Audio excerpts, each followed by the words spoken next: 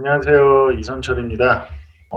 일요일인데 일단 좀 최대한 찍어보고자. 그래서 영상이 좀 퀄리티가 좀 웃기겠지만 아무튼 감안해 주시고 지금 뭐 실리콘밸리뱅크 이래서 뭐 말들이 많죠. 지금 뭐 엄청 뉴스에서도 얘기가 많이 나오는데 지금 뭐 뉴스에서 검색하시면 아주 여러 가지 내용이 많이 나오죠. 이 중요한 거 예금 자보가 안 되는 예금이 93%다. 즉 FDIC 미국의 그런 이제 보장 은행이 파산할 경우에 보장해 주는 곳에서 약 7% 정도만 보장이 되는 거죠. 이제 이 상황이 왜 벌어졌냐? 뭐, 그 부분 일단 간단히 얘기를 할게요. 2008년 리먼이 터지고 나니까 이제 구제금융을 한다고 하면서 여러 가지 양적 완화 정책을 시작을 했고 그러면서 이제 단기금리, 즉 기준금리가 0%면 단기금리는 계속 이제 0%에 가깝게 유지가 되니까 은행들은 어쨌든 돈을 그 예치한 돈을 대출을 나가든지 대출을 해주든지 뭐 아니면 여러 고객들이 예치한 돈을 가지고 좀 그 수익을 올려야 되는 집단인데 그 고객들이 맡긴 돈을 너무 단기금리가 저금리고 이러다 보니까 주식 투자 같은 건 할 수가 없어요, 은행은. 그러니 채권이나 이런 데 투자를 해야 되는데 단기금리가 너무 저금리 상태이다 보니까 이 수익을 낼 수가 없으니까 그나마 조금 더 나은 수익을 주는 장기국채나 아니면 뭐 MBS, 부동산 MBS 이런 데다가 돈을 투자를 한 거죠. 듀레이션이 긴, 만기가 이제 긴 이제 그런 장기 쪽에다가 돈을 넣어놨는데 이게 이제 21년부터 인플레이션이 발생하고 22년부터 이제 시장 금리가 폭등하기 시작하면서 어떻게 되죠? 그런 장기채를 사는 사람들의 지금 평가 손실. 요새 같이 이미 연준의 긴축 기조와 이제 여러 가지가 인플레이션이 맞물려서 장기 금리가 폭등하고 가격은 장기 국채 가격이 크게 하락해 있는 상태에서 이제 만약 예금자들이 돈을 인출해달라고 하면 자기네들이 보유하고 있는 현금이 얼마 없기 때문에 이제 그 지금 평가 손실로 크게 평가 손실을 받고 있는 자산들을 매각해서 이제 돈을 줘야 될 거잖아요. 특히 지금 그 스타트업들이 유동성이 말라가니까 당연히 예금자 인출 돈을 빼려고 나 그냥 내가 맡긴 현금 줘 하고 이제 이런 상황이 많을 거고 다들 이제 현금 여기에 이제 더 불안감까지 얽히니까 다 이제 내 현금 줘, 내 돈 줘라고 이제 뱅크런 사태가 발생을 한 거죠. 그러니 은행들이 지금 현재 다 장기국채, 듀레이션을 맞춰서 투자한 게 아니라 이제 돈은 단기로 받아놓고 다 장기 쪽에 투자를 했기 때문에 울며 겨자 먹기로 정말 손실이 아주 크게 난 상태인 장기국채나 MBS 같은 것들을 팔아가지고 이제 주기 시작한 거예요. 그리고 불과 한 달 전에 포브스지에서 뭐 혁신은행해서 1등으로 불과 한 달 전에 그렇게 이제 지정 상 주고 뭐 그랬던 은행이라고 합니다. 그런 은행이 한 달 만에 이렇게 하루 이틀 한 달 만에 갑자기 파산을 하고 이제 문제 제기가 되고 하루 이틀 만에 갑자기 문을 닫는 상황이 됐죠. 그럼 기본적으로 이제 수많은 스타트업들, 이제 실리콘밸리에 있는 아주 많은 스타트업들이 자기네 이제 유동성이나 자금을 이 은행에 맡겼는데 은행이 파산을 해서 예금이 이제 보장이 안 된다면 기본적으로 월급은 어떻게 나갈 거면 이제 수많은 스타트업들이 파산을 할 수가 있겠죠. 그러다 보니까 이제 지금 이번 주말이 굉장히 중요하고 이제 돌아오는 주가 굉장히 중요하다고 저는 생각을 하는데 이제 정부 당국에서 이거에 대한 대책을 빨리 지금 세우자라고 하고 있는 걸로 알고 있어요. 일단 만약에 미국 정부가 이거에 대해서 뭐 어떤 보장을 다 해주겠다라고 한다면 지금 인플레이션과 아주 심각한 전쟁을 하고 있는 상태죠. 지금까지 장기 국채가 금리가 많이 올랐다고 하지만 여전히 인플레이션, CPI, 소비자 물가 지수보다도 낮은 금리가 정당화될 수 있었던 이유는 제가 늘 강조했듯이 미국이 연준이 무조건 미국과 그 인플레이션과의 전쟁에서 이길 거 결국에는 어느 순간이 되든 아무튼 이길 거야라는 그런 확고한 대중의 신뢰와 착각에 기반했었죠. 근데 지금 전혀 이기지 못한 지금 한창 전쟁 중인 상황에서 만약에 다시 이거를 뭔가 어떤 포퓰리즘성 정책으로 미국이 해왔던 그런 정책이 충분히 지금 발현될 수 있고 만약에 그런 결정이 내려진다면 인플레이션엔 아주 거대한 압력이 더 인플레이션이 강해지는 그런 소용돌이 즉 그러면서 이제 스태그플레이션으로 이어지는 이제 전형적인 레시피가 아주 강해질 수 있는 상황으로 보이고 근데 이제 두 번째로는 만약에 이거를 그냥 냅둔다. 그래, 파산하고, 정리할 건 정리해야지. 만약에 자본주의적 결정에 따라서 사실은 그게 맞아요. 제가 봤을 때는. 큰 충격과 고통이 있더라도 그걸 감내를 해야 되는데, 만약에 그렇게 된다면 말씀드렸듯이 수많은 스타트업들이 망하는 거는 둘째치고, 그것도 그렇지만, 다른 은행들, 지금 미국에는 아주 큰 JP모건이나 뭐 이런 그 뱅크 오브 아메리카나 굉장히 대형 은행들도 있지만, 미국은 정말 은행이 많습니다. 그런 대형 은행 몇 개 빼고 다른 일부 이제 좀 중소형 은행들에 이제 돈을 예치해둔 사람들이 과연 어떨까? 그 사람들이 이번 사태를 보면서 말씀드렸지만 16위 정도 되는 그런 은행인데 이 사태를 보면서 불안해하지 않을까? 저라면 굉장히 불안할 것 같아요. 하루 만에 이틀 만에 갑자기 이런 은행 파산 소식과 함께 내가 예금해 놓은 돈이 다 날라갔다. 심지어 미국의 은행에 맡겼을 때 적금이나 이런 게 아닌 이상 그 적금을 뭐 몇 년짜리 뺄 수 없는 그런 적금을 드는 게 아닌 이상 지금 은행들은 그 워낙 저금리 기간에 그렇게 돈들을 그 장기 쪽 듀레이션이 안 맞게 장기 쪽 채권이나 이런 거를 사놓은 상태라 사실은 고객들이 체킹 어카운트에 돈을 넣었을 때 그만한 지금의 단기 기준금리가 5%인데 뭐 4점 단기금리가 5%에 가까운데 그만한 이자를 주질 않죠. 전혀 주질 않죠. 거의 뭐 1%도 안 되는 아마 뭐 50bp 뭐 이 정도 줄 거예요. 그냥 체킹 어카운트에 맡겼을 때는. 안 그래도 인플레이션으로 인해서 내가 맡긴 돈의 화폐 가치가 하락을 하고 있는데 과연 이거를 정말 그렇게 그냥 다른 은행들에 맡긴 사람들이 속편히 냅두고 있을 거냐라는 이제 문제가 크게 있고 말씀드렸지만 그런 은행들의 영업 방식 지난 10년간 그러니까 갈 곳 없는 유동성을 어떻게든 좀 더 수익을 내기 위해서 장기 채권에 투자하고 이렇게 장기 채권 가격을 밀어 올린 그런 영업 방식은 모두 다 동일하기 때문에 많은 분들이 사실 작년에 저희 올해 구독자고 하시면 아시겠지만 뭐 금리가 좋아지면 금리가 높아지니까 은행주가 좋을 거야라고 할 때도 제가 한 번도 은행주는 추천한 적이 없어요. 보험주는 제가 추천을 했습니다. 보험주 특히 그중에서도 손해보험 그리고 일부 제가 심지어 종목까지 얘기를 한 보험주가 있는데 보험사는 그럴 필요가 없어요. 은행 고객이 갑자기 어떤 인출을 하겠다 뭐 이런 단기성 자금이 아니라 애초에 보험사는 돈을 받을 때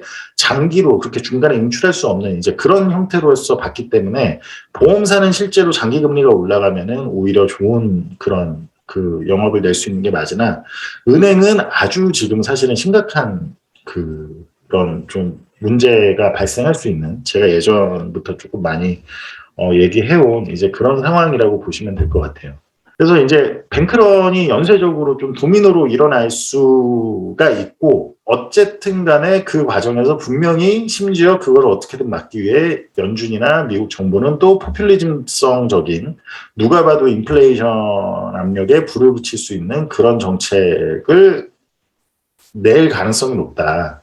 그러다 보니까 이제 지난주 금요일에 이제 시장 이 움직임이 이거를 좀 보셔야 되는데 금 가격이 사실 뉴스에서는 장기채 가격이 상승한 거, 그러니까 채권 가격이 상승한 거 한마디로 뭐 그 실리콘밸리 뱅크 사태로 이제 좀 안전자산으로 이제 수요가 막 몰렸다 이거를 집중하는데 그거보다 훨씬 더 크게 상승한 게 사실은 금이죠. 지난주 금요일 시장의 움직임 그렇게 최근에 이제 스태그플레이션과 관련 자산들이 작년 10월 저점에서 아주 크게 상승했다가 최근 한 달 정도 정말 크게 또 조정을 받았죠. 그래서 작년 바닥에서 상승분의 거의 한 절반, 뭐 어떤 것들은 절반 이상으로 조정을 받았는데 그런 자산들이 지난주 금요일에 특히 그중에서도 금이 크게 상승하는 모습을 보였고 저는 그게 앞으로 지속이 될 걸로 보이고 있습니다. 근데 이제 장기채가 일시적으로 이제 가치 안전자산으로 느껴져서 장기채도 이제 상승을 했으나 어쨌든 간에 지금 지금까지의 그래도 주식이 잘 버티고 장기채가 제공하는 금리가 CPI보다도 낮은 상태에서 이게 정당화될 수 있었던 건 결국에 늘 제가 강조하듯이 어쨌든 그게 조금 얼마가 걸리더라도 곧 연준이 인플레이션과의 전쟁에서 이기는 건 그냥 기정사실이야 라는 그런 잘못된 착각에 기반한 프라이싱이었죠. 그죠? 왜냐면 장기 금리가 많이 폭등했다고 해봤자 4%고 미국의 물가는 6%인데 장기적인 관점으로 봤을 땐 10년 평균, 5년 평균 이렇게 봤을 땐 어쨌든 4% 아래로, 3% 아래로 2%까지 떨어질 거니까 미국의 소비자 물가는 이런 계산으로 아직 미국의 장기 금리가 소비자 물가 현재 발생하고 있는 소비자 물가는 6%보다 위로는 안 올라가고 4%에서 뭐 왔다 갔다 했던 겁니다. 근데 지금 상황은 전혀 아직 연준이 인플레이션과의 전쟁을 마무리한 상태도 아니죠. 이긴 상태는커녕 지금 한창 이제 막 더 블러핑해야 되고 더 겁줘야 되고 더 겁줘서 기대 인플레이션을 이렇게 줄여놔야 되고 하는 그런 상황인데 지금 그 와중에 이런 사태가 벌어져서 지금까지의 블러핑과는 다르게 연준의 긴축기조 계속 해왔던 긴축기조와 다르게 심지어 이제는 완화적인 스탠스를 취해야 될 수도 있는 아니면 덜 긴축적인 스탠스를 취해야 되는 그런 상황이 왔습니다. 만약에 돌아오는 주에 이제 이번 주 돌아오는 주 화요일에 CPI가 또 나오는데 예상보다 높은 수치가 나온다고 하더라도 연준이 FOMC에서 그렇게 다음 FOMC에서 긴축적인 목소리를 블러핑할 수 있는 확률이 굉장히 줄어들었어요. 왜냐하면 지금 이런 구조적인 리스크가 이제 그 은행에서 발생하는 구조적인 리스크가 생겼기 때문에 그 말은 뭐냐면 정말로 제가 얘기하는 그러니까 인플레이션 첫째 제가 계속 얘기해왔죠. 연준이 인플레이션과의 전쟁에서 이길 거라는 착각은 환상이다. 올해 말까지 최소한 CPI는 최소 6% 보수적으로 잡아도 5.5% 위로 계속해서 나오게 될 거다라고 말씀을 드렸는데 그런 상황 하에서 연준이 이제 긴축도 더 블러핑조차도 긴축은커녕 계속 행동하지 않고 말로만 하는 그런 블러핑조차도 더 강하게 하지 못한다. 그러니까 아무튼 긴축 기조가 좀 약해질 거다라는 그런 시장의 이제 착각에서 좀 벗어나는 모습이 지난주가 아니라 이번 주 마지막 금요일 시장에서 크게 나타났죠. 그럼 과연 이제 시장이 연준에 대한 리스펙, 그러니까 그런 연준에 대한 진짜 굳건한 신뢰, 어떻게 보면 많은 분들은 연준이 신뢰를 예전보다 잃었다라고 생각하시는 분들도 있는 것 같은데 장기 기대 인플레이션만 봐도 전혀 제가 계속 강조해왔던 기대 인플레이션, 특히 장기 쪽 기대 인플레이션을 보면 아직까지도 시장은 절대 연준이 인플레이션과의 전쟁에서 질 거다라는 계산 자체는 전혀 들어가 있지가 않습니다. 향후 물가가 만약에 진정이 된다면 그거는 얘기가 다르고 시장이 기대하고 착각 속에 왔던 게 현실이 될 수도 있겠지만 금이나 각종 원자재가 반등하는 것과 이번 금요일에 반등한 것과 동시에 장기채도 같이 가격이 상승한 것, 그러니까 장기채 금리가 하락한 현상이 만약에 앞으로 물가 지표가 계속 이렇게 높게 나온다면 어떻게 될까? 장기채 같은 경우는 이 부분을 그렇게 물가가 높은 상태에서 과연 채권이 안전자산이 될 수가 있냐. CPI보다도 낮은 물가를 낮은 금리를 주는 채권이 안전자산이 될 수 있냐라는 거를 생각을 해보시고 그런 관점에서 또 주식은 단기적으로야 주식이 또 환호할 수 있어요. 야, 연준 긴축 기조가 좀 약해지겠구나. 정말 어떤 독자분이 댓글에서 써주셨듯이 유튜브 댓글에서 써주셨듯이 정말 시장이 정말 타조처럼 짧은 생각을 하기 때문에 단기적으로는 그럴 수가 있지만 그 와중에 인플레이션이 계속 높게 유지되고 심지어 연준은 긴축을 할 수 있는 무기한 수단이 없네, 총과 총알이 없네라는 거를 확실히 깨달을 수밖에 없죠. 지금 상황에서는 이제 그런 트리거가 지금 하나가 열렸다고 보이는데 그런 상황에서 과연 주식이나 채권이 인플레이션이 앞으로 무조건 연준이 전쟁에서 이기겠구나라는 착각이 깨지고 이제 인플레이션은 앞으로 높게 유지될 수밖에 없겠구나 이런 구조적인 이벤트들이 일어나니까 이런 상황에서 과연 어떻게 될 거냐 앞으로 향후 자산 시장이 그에 대해서 좀 생각을 해보셨으면 좋겠고 제가 여기 써놨네요. 그래서 인플레이션이 높은 상황에서 연준이 긴축에 대한 이런 강한 블러핑을 멈춰야 되는 상황이라면 그게 심지어 이제 드러날 거고 향후 FOMC에서 이 상황에서 진짜 안전자산은 무엇이 될까? CPI 그러니까 자산 인플레이션은 둘째치고 지난 10년 넘게는 자산 인플레이션만 발생을 했죠. 소비자 물가지수 인플레이션은 발생을 안 하고 2008년 이후에. 근데 이제 팬데믹이 있으면서 이제 광의통화가 M2가 확 늘면서 CPI까지 발생을 한 건데 자산 인플레이션은커녕 소비자 물가지수 인플레이션, 이 18보다도 낮은 수익률을 제공 중인 미국채가 정말 안전자산이 될 수 있나? 과연 2022년에 전통적인 주식 채권 포트폴리오가 전혀 효과를 발휘를 못했죠. 근데 23년 최근 들어서 스태그플레이션에 대한 걸 다 까먹었나 봐요. 많은 사람들이 다 채권에서 장기채 사야 된다 그러고 이 주식 채권 포트폴리오가 효과를 발휘할 것처럼, 그러니까 전통적인 그런 반비례 관계, 주식 뭐 채권 사 하면 주식이 약할 때 채권이 강해지고 뭐 이런 게 성립돼. 왜? 그들조차도 지금 장기채사라고 하는 수많은 수많은 아무튼 제도권 사람들이 말하는 거는 그들조차도 리세션이 심지어 아주 비관론, 저희처럼 큰 리세션이 올 거다라고 보지만 그 리세션이 물가를 동시에 잡아줄 거다라고 다들 그렇게 생각을 하기 때문입니다. 그들이 얘기하는 그렇기 때문에 채권을 사라는 건데, 과연 이 주식 채권 포트폴리오가 이번 연도에는 효과를 발휘할 수 있을까? 23년에는.